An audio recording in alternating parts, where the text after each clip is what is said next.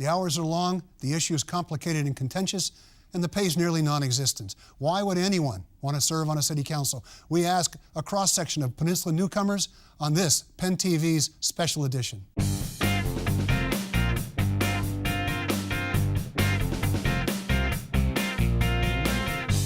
I'm Mark Simon. Welcome to Peninsula TV's special edition. In 2013, the largest class in recent memory of newcomers were elected to Peninsula City Councils, and in 2014, the rookies took office. We've invited a cross-section of them to be here today to talk to us about their new jobs. We're joined by Rick Degolia, Atherton Town Council. Rick has served extensively on the Atherton Civic Center Advisory Committee and served as chair of the committee's ad hoc library committee.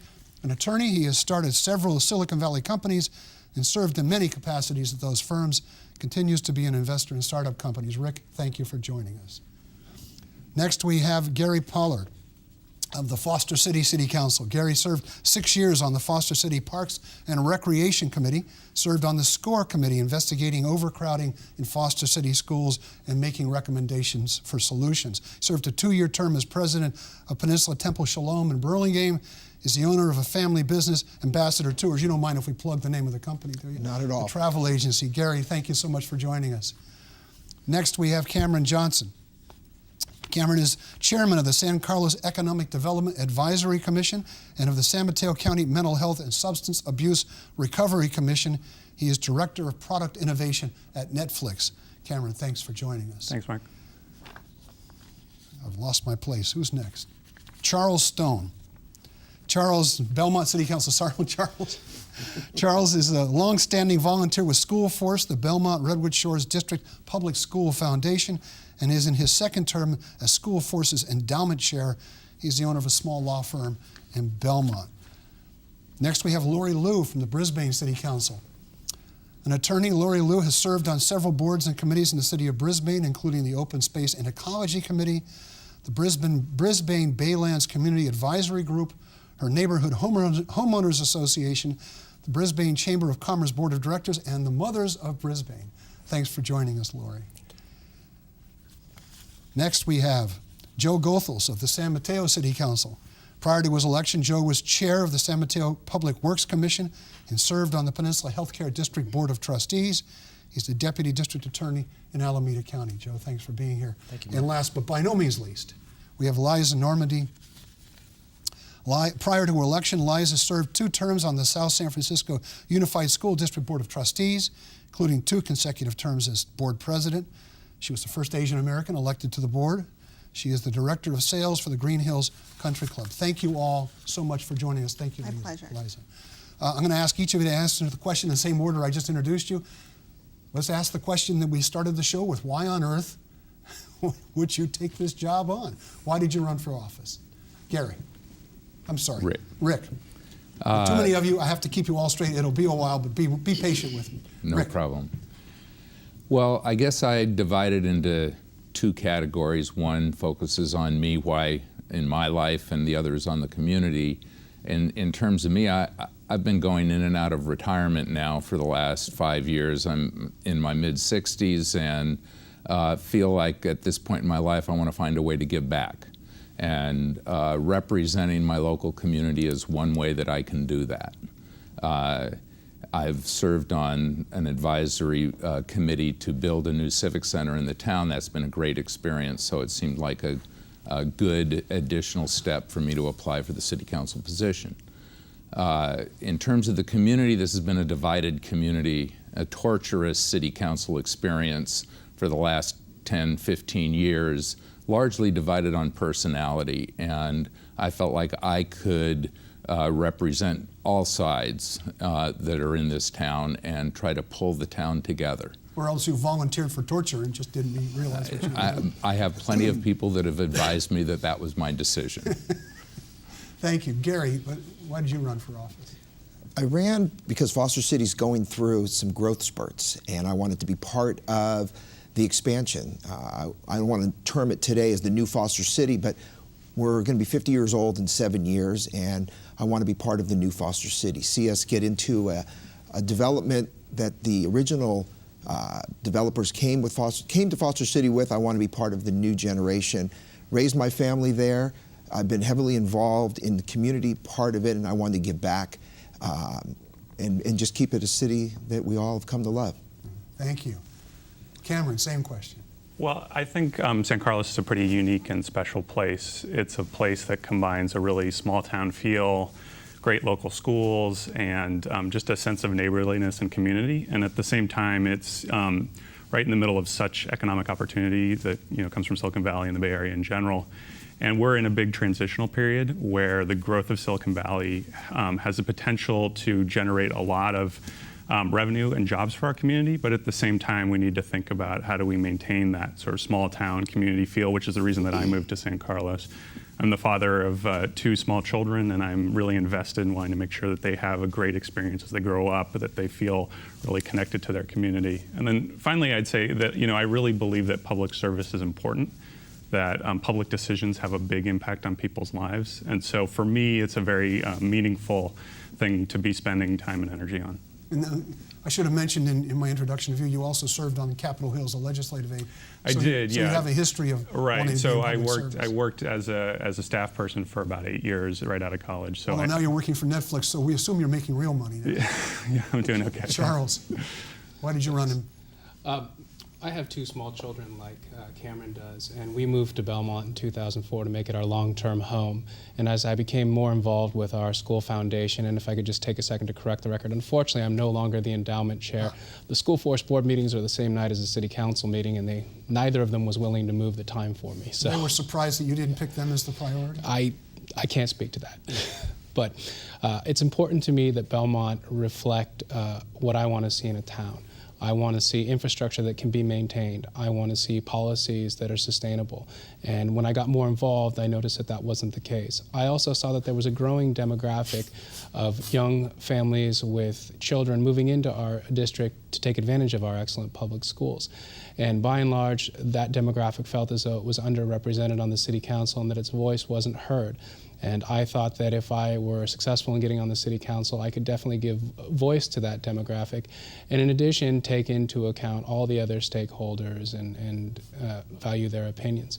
We're also going through the same sort of changes that Gary and Cameron talked about.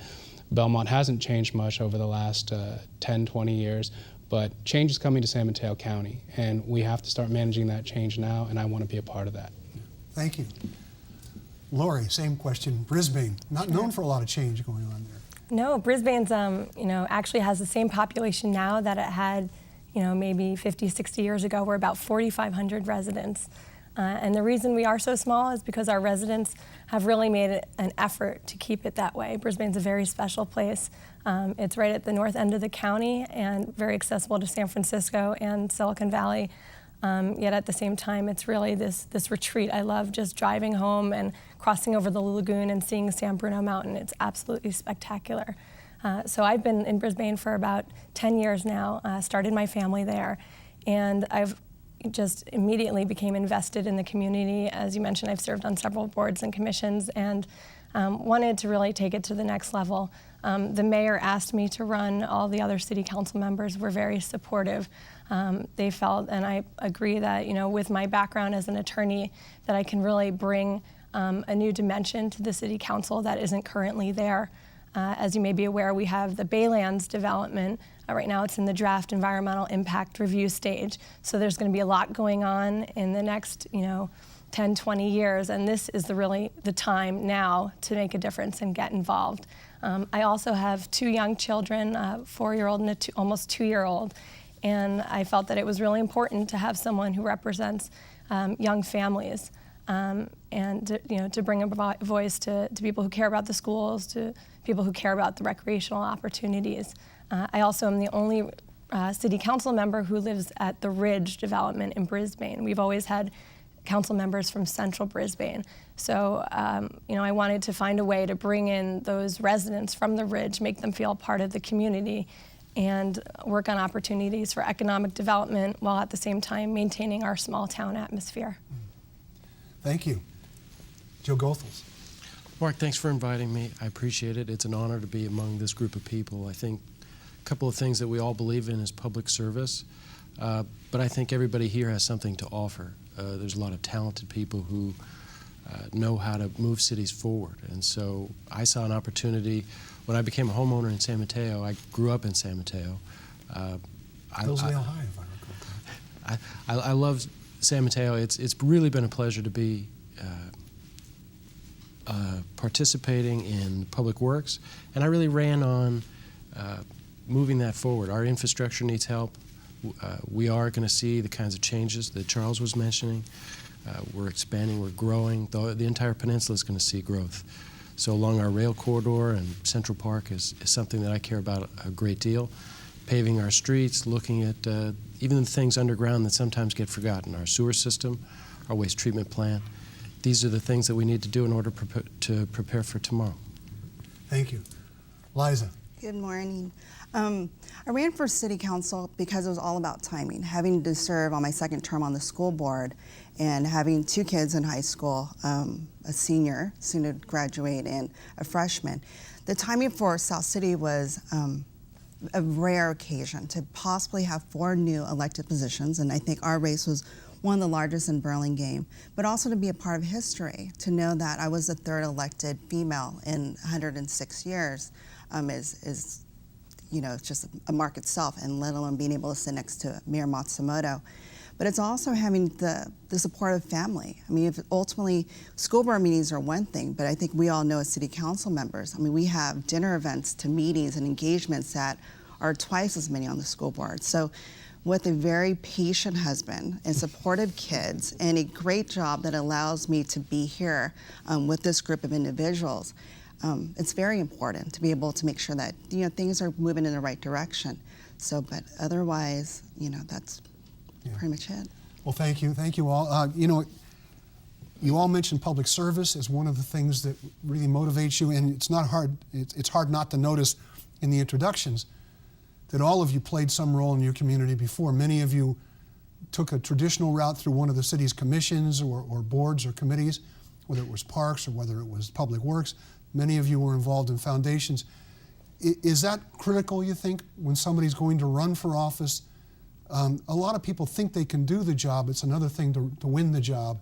And I wonder how important it was politically, not necessarily in preparing you for the job, but politically laying the foundation of people you know, issues you understand, through doing some of these prior jobs, for lack of a better word. Who wants to take that question on first?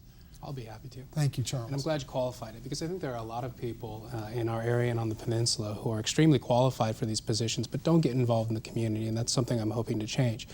But politically, is it necessary? I think it is. I think it's hard to build a base and hard to establish your bona fides if you do not have some sort of community engagement and involvement on your CV. Now, like I said, I don't think that somebody that doesn't have it can't do the job. I just think it's going to be a real uphill battle for them politically if they don't have that. Yeah, there's a difference between running for office and being in office, I suspect. Anybody else have a comment on that issue? I do. Rick. I think it's important. I think you get valuable experience from being on city commissions and committees. You get to see the way that the city works, and you get to meet other people that have been involved in the city. And that's really valuable when you consider running for city council. I also think that there's a select group of people that are really active, at least in my city. And there's a much broader group of people that really aren't active, only get active when there's a problem on the street in front of their house. And part of my commitment to run was to bring more people that have been engaged in Silicon Valley into the city process. Not necessarily on the city council. I'm the first person whose whole career is focused on Silicon Valley that ran for city council, or that was elected. And but I am committed to bringing other people from Silicon Valley into the committees and commissions, because there's plenty of people who live in our town that have that experience but haven't been involved. And I think there's a rich opportunity throughout the entire county to change things over the next several years. Gary. Just picking up on that, we use our committees as stepping stones for a lot of the, I think the last 7 or 8 or 9 council members have come from either Park and Recreation Committee or our Planning Commission. And so we're reaching out to get more people onto those groups just to get involved. It's an easy commission to serve on if you have a passion for parks or a passion for how the city's going to be built. But we find that it's it's accessible, and people that aren't sure how much they want to take on, a commission like in our cities are very team building, and people get a taste of what it's like to be in a political life without having to run. So we're using that in our long-range plan, is getting more people involved, starting there and elevating themselves up. Is it like AAA, Lori? I just wanted to say I also agree it's about getting involved in these commissions and committees, and it's not just that it allows you to build your reputation and your network for when you are ready to run, but it builds relationships. For example, I served on the Chamber of Commerce board, and I have a better perspective now of what the business perspective is in Brisbane. I also have been active with San Bruno Mountain Watch, so I can pick up the phone and call the people there and try and get them involved in restoration projects. So having those relationships in place is really important to be able to be effective once you get to office. Liza, let's shift gears a little bit. You talked about the countless hours, the events you have to go to, dinners and so on. I don't know if that was a surprise to you. What were the surprises when you took office? I hear a lot of times people were surprised a little bit by the volume of documents they have to read. I think within the last 2 months, a lot of us are trying to move into regional seats, and knowing that you're not having just to work within your city, but you're also having to build relationships with other cities who's going to vote for you for these seats. So having to go beyond the campaigning outside of South San Francisco and having to contact my neighbors in Brisbane and Belmont and everyone else up here is having to continuously build relationships as well. Mm-hmm. So I think just going back on your last question, when an individual is vested into the community, and I think all of us have been encouraged in our roles to run for council, someone picks you or someone encourages you. Liza, I think you should run for this. And I think with our city for South San Francisco, they had a Citizens Academy, and the former mayor Joe Fernikes and Carol Matsumoto encouraged me to run for school board then. But having to at least have 7 years of experience in PTA events and dinner events, council is calendar's booked. Yeah. Other surprises. What others, Cameron? So I was struck by a couple of things. One is, city government, even though it's still really connected to the community, close to the community, is still a very formal process. And I think I was struck by that. You see that. I work in Silicon Valley at Netflix, as you mentioned, and even the corporate world in the Bay Area has gotten more and more informal. And there's still a very formal, parliamentary procedure process with city government. It's something that I'd like to see if we can look for ways to make it a little bit more accessible to the general public. The other thing I would say is that you hear about the complexities of funding and the levels of bureaucracy and the amount, how difficult it is to get things accomplished, how many different stakeholders there are in a lot of the decisions in order to make things happen. And you know that going in, but when you're really faced with it, it's it's a little disconcerting. So I think both of those things, if there are ways to streamline government, make it more transparent, make people feel a little bit more connected to it, I'd like to work on. There's that. a famous quote from JFK, who said when he took office that if he'd known things were as bad as he said they were during the campaign, he wouldn't have run. Yeah. We're going to take a quick break. You all stick around. Don't go anywhere. And you stick around. We'll be right back for more of Peninsula TV Special Edition.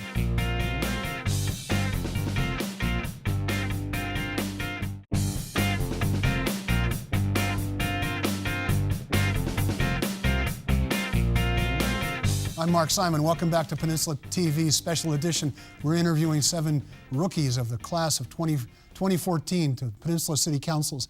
We were talking about surprises that once you got the job, things maybe you didn't anticipate, things that were a surprise to you. We'd heard from a couple of people. Who else has a comment on that? Joe. A couple of things. One, I'm constantly impressed with our city employees and how capable they are, how hard they work, how many sacrifices that they've made in the last 5 years with the difficult times that we had. So as I dive deep into the numbers, I see just how amazing the job is of all the city staff and city employees that we have. Another thing that Liza was mentioning is how much regional efforts there are and how we have to work together. We all ran campaigns and we talked about just our cities and just the things going on in our city. the regional issues are really important. And so working with the group of people on this stage is something that I look forward to, and not necessarily something that I talked about a lot during the campaign. Is one of the surprises that sort of what you're alluding to, things are actually more complicated than maybe you thought they were going to be? There's a tendency on the outside to think, well, we just need to do this and fix the problem. Of course, you start by having to get 3 votes on the council, which complicates things. But are things turning out to be more complicated than you thought they would be? Gary? I don't know if they're complicated. When I would talk to residents, neighbors, et cetera, they didn't even know to begin with how many members were on the city council. And then they would come up, I want a stop sign, or I need my curb painted red, whatever their issue was. They thought it was just an automatic. I know somebody, I'll get it. And when you explain the process behind step A, B, and C to get there, they start to appreciate the amount of time that you're going to put in to helping the city. It isn't just a slam dunk. When you want something, it's done. So I think in your other question of timing, there's a lot of time involved if you want to be successful. And I judge success as doing what the residents need and what I would want from my elected officials. So it's complex, it's time consuming, but it's enjoyable. So the 2 months I've been since election, 2.5 months, I'm enjoying it. Now ask me 6 months from now, we'll see. But well, it's an interesting point. You know, I work for a public agency for Caltrain and Samtrans, and people are frustrated how long it takes to do something like get a plumbing contract. Why can't you just go get one? Until you explain to them, well, okay, we'll pick your direct competitor and just use him, and they suddenly understand you need to give everybody a fair chance. Government has to treat everybody as to the extent it can with a certain degree of fairness. Are you finding people struggle to understand that? I would think in a town like Atherton, that might be tough to convince people that they have to be patient.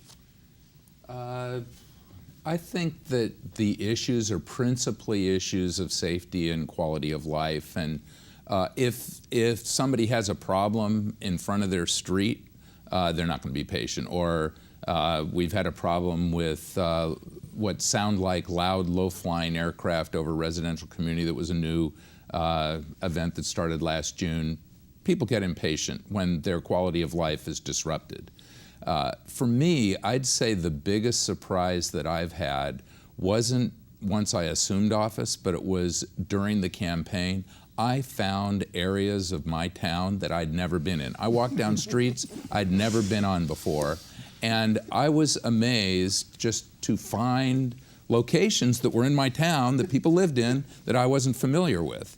And I also was surprised how really wonderful it was to meet so many people you meet when you walk door to door. That was a great experience. Is it one of the things you worry about? You know, the campaign really does put you in touch with the community. Being in office may not. Is it something you worry about? That, you know, you're out every day asking people what they think, trying to explain yourself to them, and you don't do that now once the campaign's over. Charles? Well, I'm glad you put it that way, because that actually was going to be one of my surprises. Was we're all told that you're going to be out shopping at Safeway and somebody's going to come up to you with an issue, and you hear it and you realize it's probably true, but I don't know about anyone else. It's still a bit of a surprise when it starts to happen frequently. So I'm not so sure that that's true. If you're willing to get out there and go grocery shopping, at the least, you're going to be interacting with the community, I can assure you. The 3 nights after I was elected, I spent an hour and 45 minutes at Safeway to get a gallon of milk because 4 or 5 people came up to me, congratulated me, which I thought was very nice, but then segued into, but I have this thing I want to talk to you about. And frankly, I think as much as it's a bit of a drag and you get some interesting texts from your wife wondering where you are, you have to do it. You have to get out there. People just don't want to hear from you in emails and on the dais. They want to see you out at events, and they want to be able to talk to you face to face. It does make you think twice about what you throw on before you run out to the store, though. Absolutely. Lori. You know, being able to communicate with the public, I think, has been, you know, one of the biggest surprises for me. You know, with the Brown Act, the Open Meeting Act, we have a lot of, you know, restrictions on how we can communicate with the other council members, and when it's online, there's, you know, all these complex issues about whether you can make online postings on Facebook or other forums. So one of the biggest challenges for me has, you know, been being able to still, you know, to respond to constituents, to residents when I see them posting issues, you know, trying to find a way to respond to them, perhaps individually, whereas in the past I could have just posted something. And, you know, prior to the campaign, a lot of us have ideas about what we want to accomplish, of course, and that's one of the reasons we ran for office. But once we get into office, we have to really keep an open mind. And when issues come before us, we have to be really careful about making sure that we don't prejudge, that we see the entire situation, that we hear all the facts and the evidence, and whatever it is that's before us before we come to any conclusions. Yeah. Gary, you have something to say?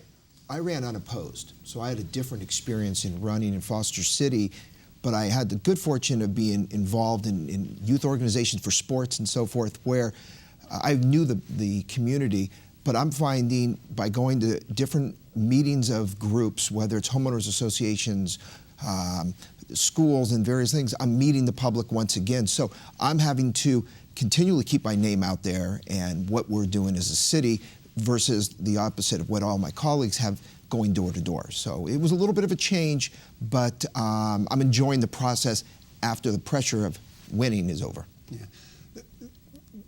In inviting you to be on the show, I made a point of talking about the general perception that the public doesn't like elected officials very much. They're very negative. Tends to be more toward Congress, I think, than anywhere else, although the state assembly doesn't do a heck of a lot better, or the state legislature, I should say. Most people tend to like the government that's closest to them, and they tend to like their elected official. They just think everybody else has elected the wrong people.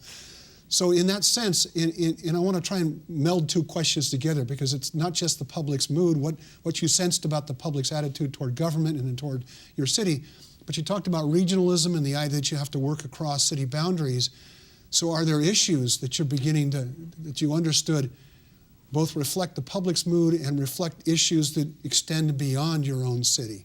That there are obviously, if you decide you want to approve a development in your town, you can do it, and it may or may not have impact on the neighboring city.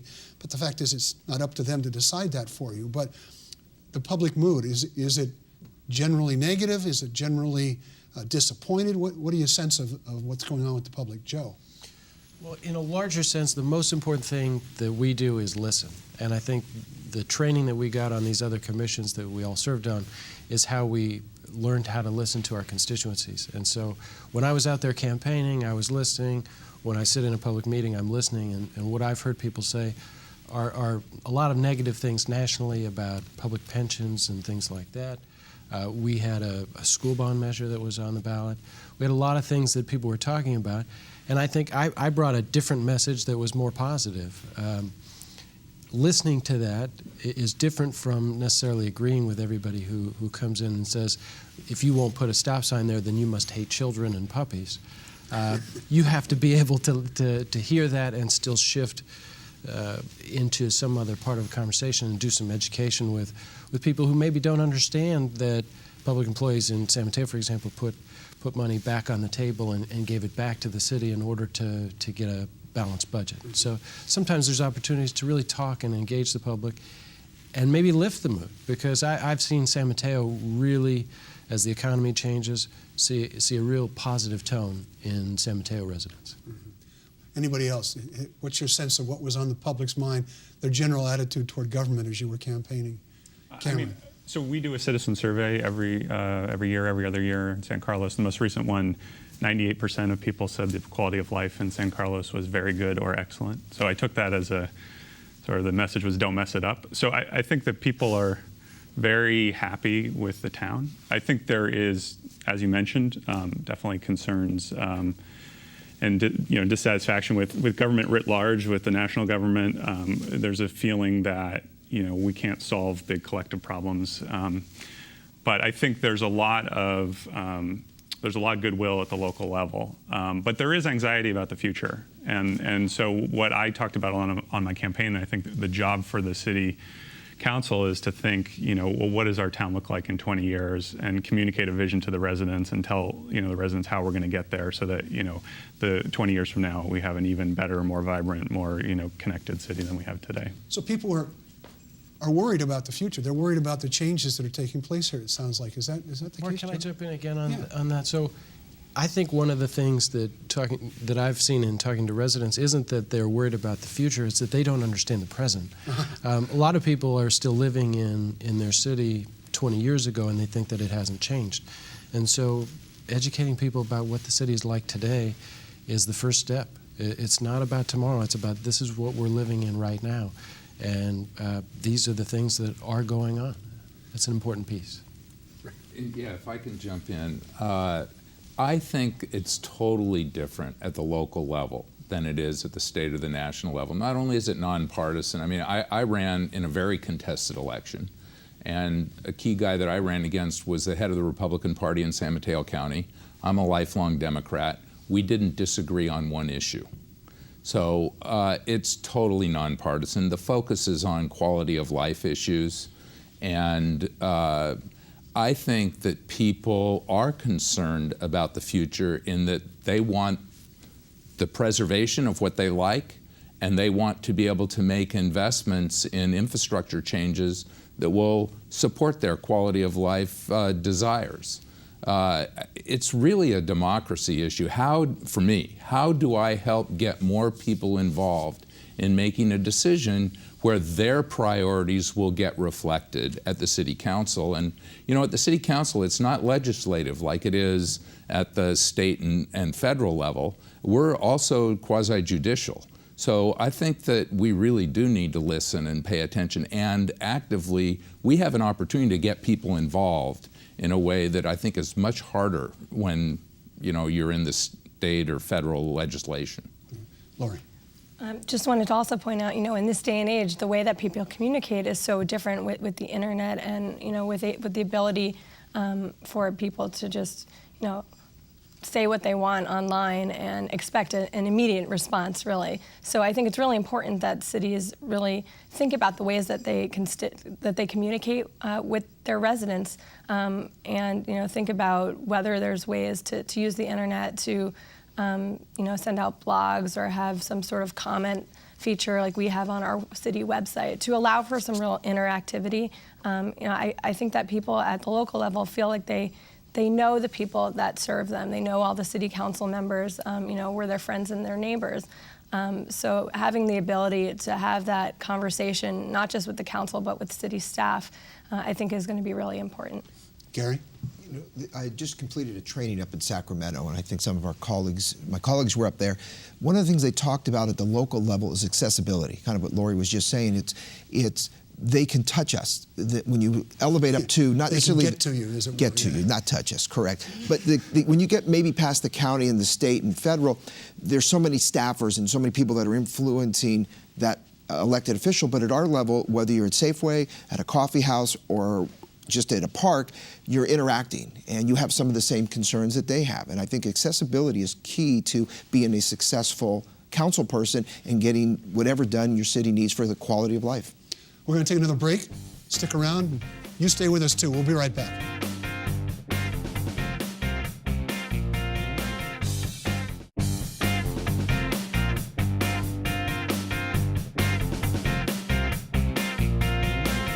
Welcome back to Peninsula TV Special Edition. I'm Mark Simon, and over here we have seven new members of city councils throughout the peninsula. We're talking about exactly what day they lost their senses and decided to run for office. Actually, what we're talking about is something that's really interesting. A number of you have been talking about the changes that are taking place in this community. Liza, on your city council, we've got you, we've got Carol Matsumoto, we've got Pradeep Gupta, who was invited to be here but got sick and couldn't come. I'm old enough to have covered the South San Francisco City Council when it was 5 Italian Americans.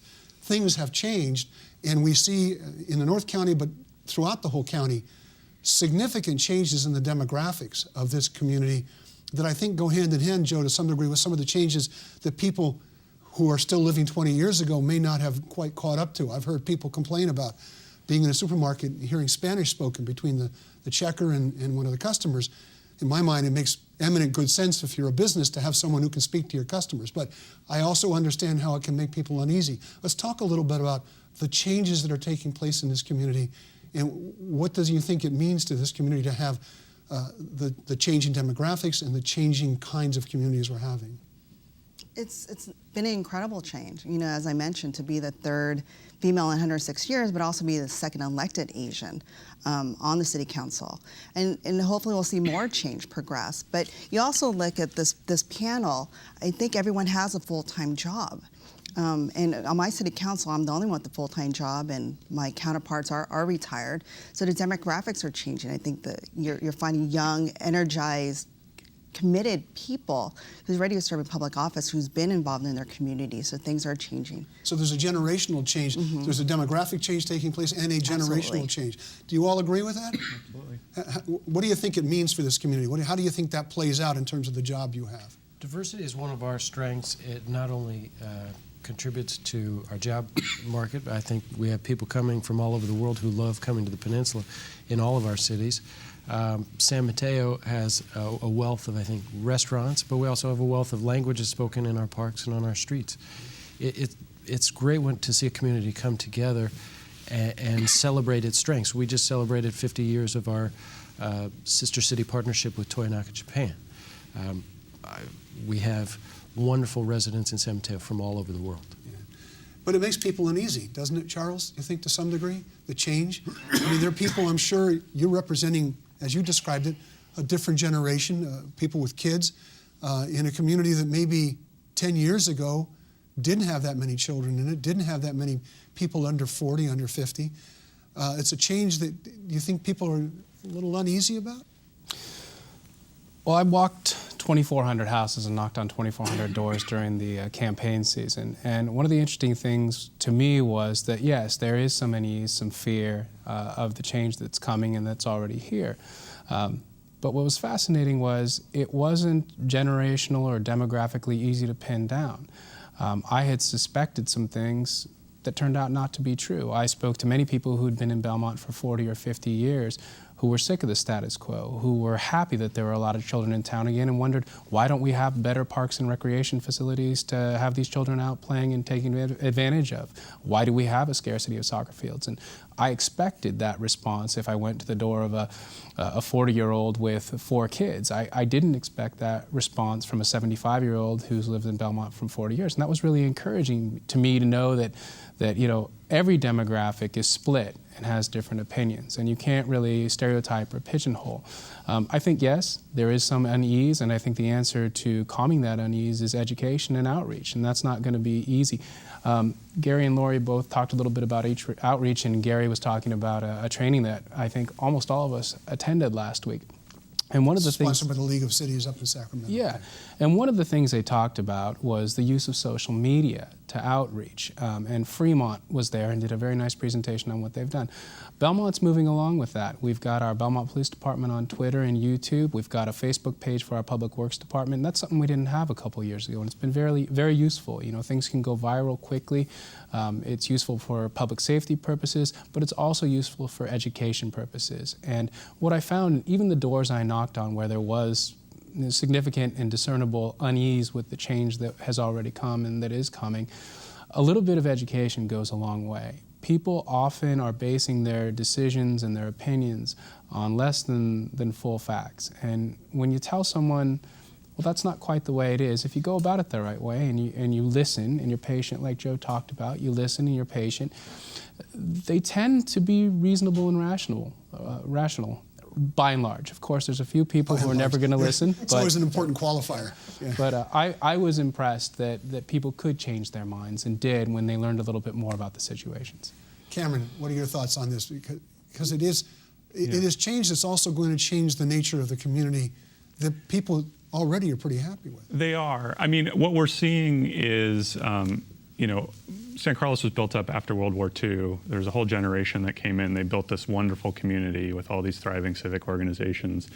Many of those folks are moving on, and the new residents that are moving into town are, married couples and their families. A lot of them work in the tech industry or some connection to Silicon Valley. But I think they're drawn to San Carlos because of that community, and they get plugged in pretty quickly, usually through the schools, PTA, school fundraising, things like that. You definitely hear from folks that the world seems more crowded on the peninsula. There's you can't find a place to park. It's there's too much traffic and things like that. And those are challenges which we're sympathetic to, and we try and balance the need to have the revenue to be able to provide services for our residents, and also just continue to maintain that small town feel. And that's what I touched on in the intro. To me, that's sort of the critical thing, which is how do you capture a lot of the economic activity and just the energy that's happening in our region but maintain, the sense of community, and that's the balance we struggle with. Is the peninsula becoming more of an urbanized environment? Is it becoming, 50 years ago you thought of the suburbs as a place where you went to sleep and then you went to San Francisco for your job. Very few people. There basically was no Silicon Valley. Is it becoming a more urban environment, and is that maybe one of the major challenges that faces the councils? There's definitely that at-home, the work-at-home environment has increased. And I think what our city and others probably need to adapt is how do you have the services available and the means for people working in their home versus getting in their car, driving to a large city like San Francisco. So I think there's changes in that way that we need to be ready to change, and the community needs to change with it. And just understand it's normal and it's good to change. I think there's all positives with change, but the cities have to recognize it first. And our city council has gotten a little bit of a younger, well, Art Kiesel will like that because he told him he's young, but they're starting to think in that younger mode of what do we need for the next generation. And maybe being more urban is something we need to deal with. We're going to take a break on that thought and come right back. Stick with us. We'll be right back with more of Peninsula TV Special Edition.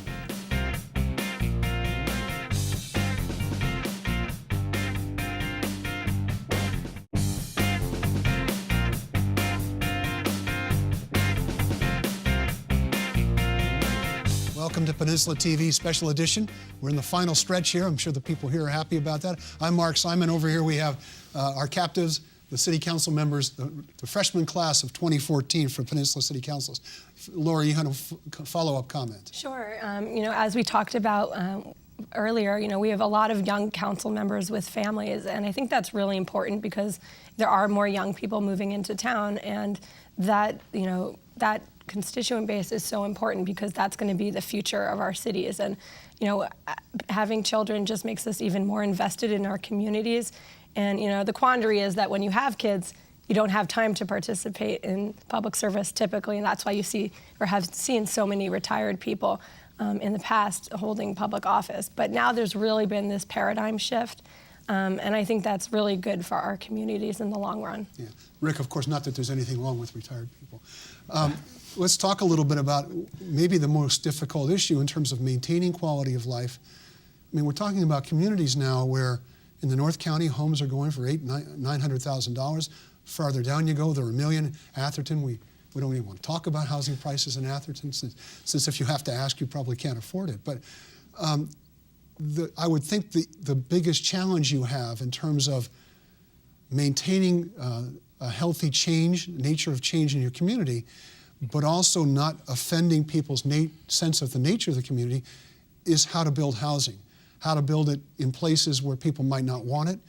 The odds of any of the communities you represent building a whole new subdivision is probably zero. So we're looking at relatively high density, often sometimes many stories, and it varies a lot from town to town. But the minute you want to put something like that up, you're going to hear from neighborhoods and from residents who don't want that. So is that maybe the most challenging issue in terms of maintaining the quality of life, but also maintaining it as a place where people can continue to live? Who wants to take on this delightful topic first? Well, I think you touched on a couple of things there.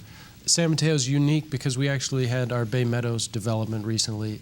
It was really the last opportunity for infill in San Mateo, and we did it in partnership with the community with a lot of outreach.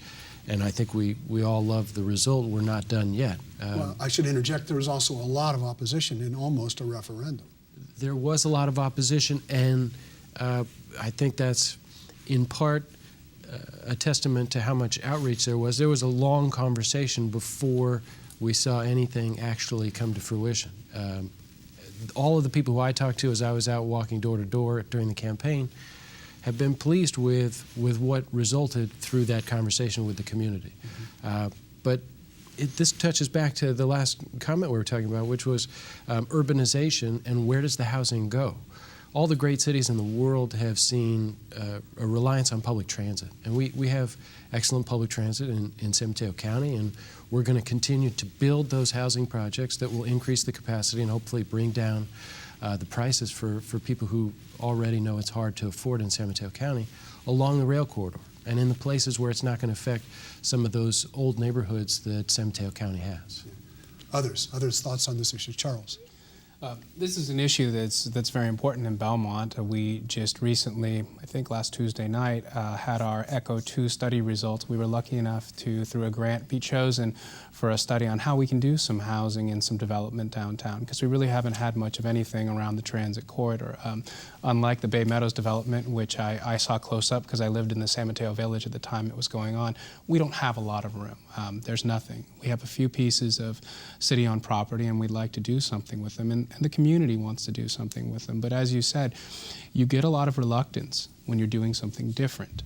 And really, if we want to do anything substantial on the limited land we have, sprawl is out, infill is out, we're going to have to go up. Now, there's a lot of debate in our town about whether you go 3 or 4 stories. And that, going back to your surprise question, was one of the things that surprised me, because growing up in San Mateo and seeing what San Mateo did over the years, I saw that 4 stories really isn't that much different than 3, and if you recess the 4th story back and make it architecturally appealing, you really don't even notice the 4th story.